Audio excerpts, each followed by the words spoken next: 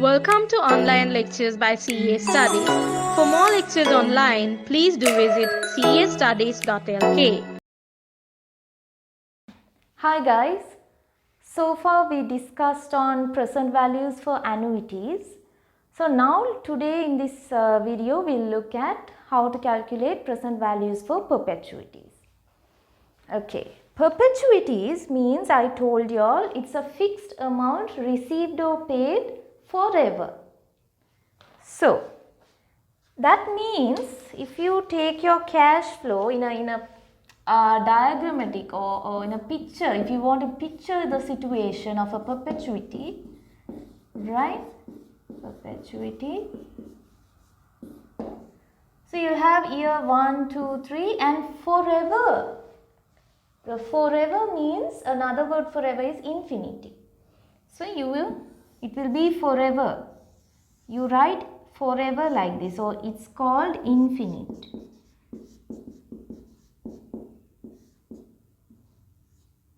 Infinite. Okay.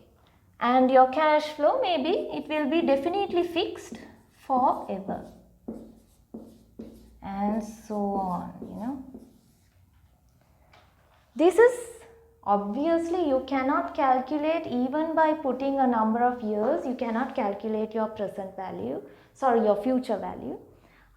So you will have to use the formula, which is present value of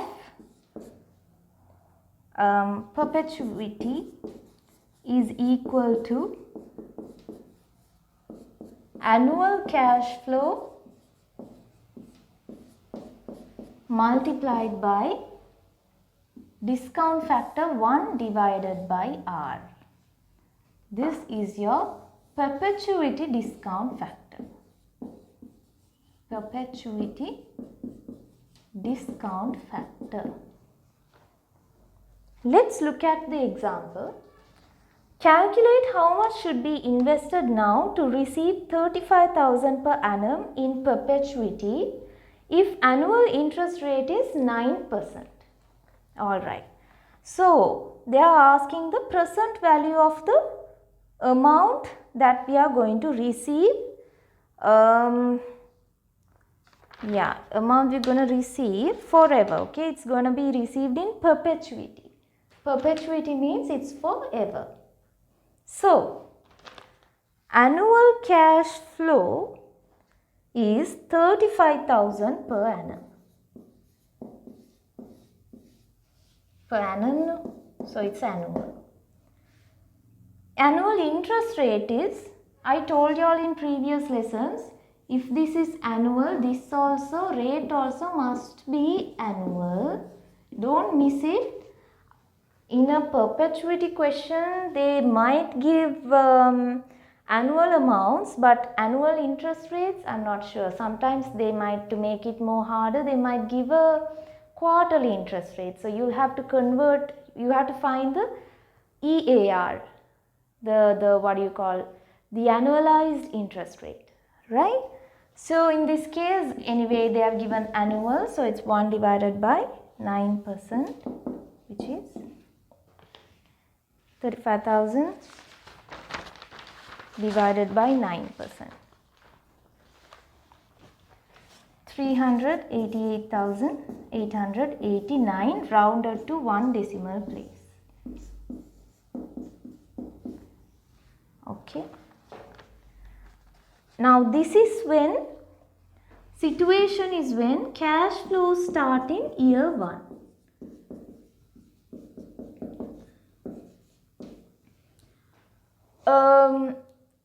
The previous present value for annuities is also, first of all, we discussed on how to calculate when cash flow starts in year 1. Then we discussed in example 2 how to calculate when cash flow starts in year, starts in year 1. Okay. So this is all about perpetual cash flow starting in year 1. Now let's see what happens when cash flows don't start in year 1. Let's go through the second example, the next example 4, which says an investment will generate a return of future annual receipts in perpetuity of 100 rupees starting at year 5. Calculate the present value assuming discount rate is 10%. Okay, so first step is identify the start year of the cash flow. What is the start year of the cash flow? It is year 5 according to this question. Therefore, draw the table which is starting with years, and then it has your annual cash flow,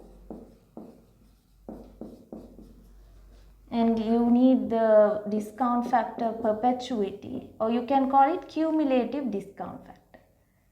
Okay, the interest rate is 10%, then you get your present value. In annuity, so let's first of all say that, okay, now let's first identify what is our discount factor, right? So this will be, our year will be starting from 5 to infinity. Annual cash flow is 100 rupees. Now this only we got to find out because it starts from 5, not year 1.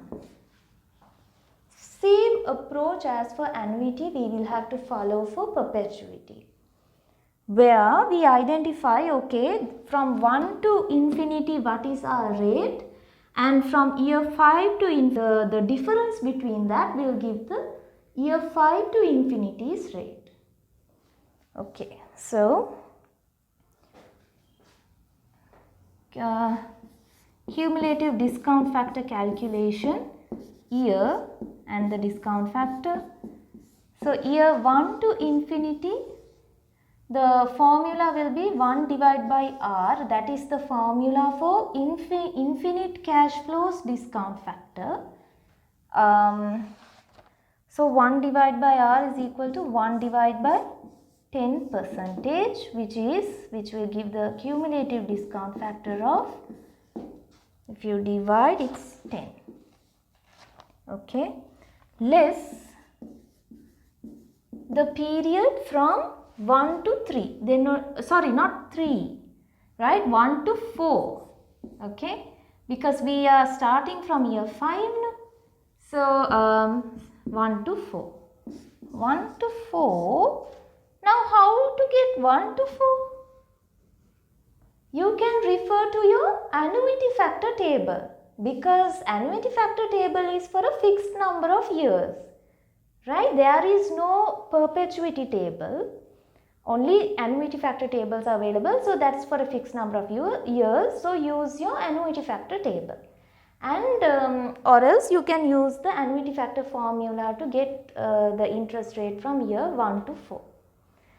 Then so I'm going to use the table from year 1 to 4 at 10%, right, from the table. So at 10% I will go down in the year 4th row.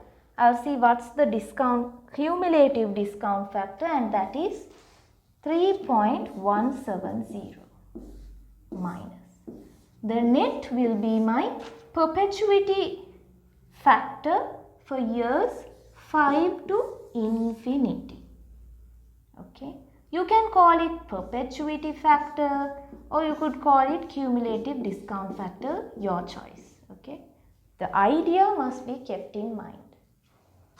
Right, so the difference is 6.83. Hence, you will be having 6.83 here. And then you multiply by 100, you move 2 decimal places because it's 2 zeros over here. So your present value will be 683. Cool. So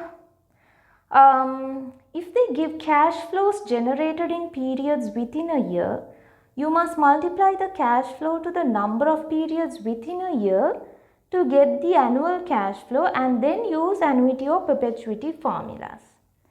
Yeah, so this must be multiplied by an annual cash flow, okay? So if they say, for example, if they say 100 is for a quarter, then you should convert this to an annual figure. So how many quarters in a year? There are 4 quarters. So 100 multiplied by 4 will be 400 per year. And that 400 only you multiply by this annuity factor. But this question hasn't said so. They have said that this 100 is annual. So we have nothing to worry in this case. But just be careful there. That's how they will trick the question to make it hard. Fine. But once you master this, it will be easy. So with that, we finish perpetuities and annuities. So I think you all got a good understanding of the formula application. Please memorize the formulas because I am not sure if they give it to the exam. We can't take a risk. So memorize the formulas. Remember, formulas always are applied to annual cash flow. Also, the discount factor is obtained using the annuity formula, and for perpetuity, it is perpetuity discount factor formula, which is 1 over r, and the annuity one is a long one, which is 1 over r into 1 minus 1 over 1 plus r to the power n, right? Memorize like that. And then what else? And then when it comes to taking discount factors for cash flows not starting in year 1, make sure to find the difference between the total investment period's discount factor and the discount factor for the period before our cash flow period. That difference only will be your cash flow period's cumulative discount factor. Okay, so with that we can finish this chapter off and see you in the next video. Thank you for watching the video. Stay tuned with castudies.lk for more lectures online.